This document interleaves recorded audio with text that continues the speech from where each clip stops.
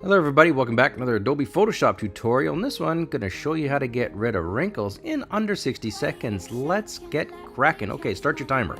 Okay, so here is our image. The first step is in your toolbar, grab the spot healing brush. Now I'm just going to leave it at the default size here, and then I'm going to zoom in and look at this. You'll see here that what I'm going to do is I'm just going to kind of go along the crease of the wrinkle, and you'll see here if I really zoom in that it's gone. That may be all you need to do. That said, let's just do a little bit more, and I want to show you how you can fade them as well. So there we go.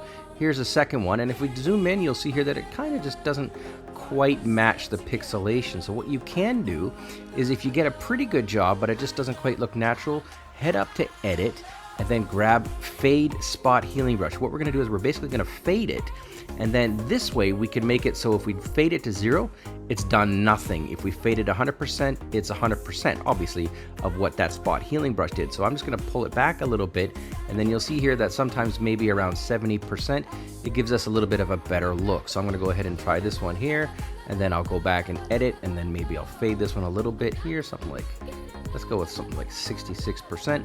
And basically by doing this and then zooming in, you can just go in and check and make sure that you delete the wrinkles, remove the wrinkles. Oops, that one wouldn't work. And that's literally all there is to it. Thanks for watching.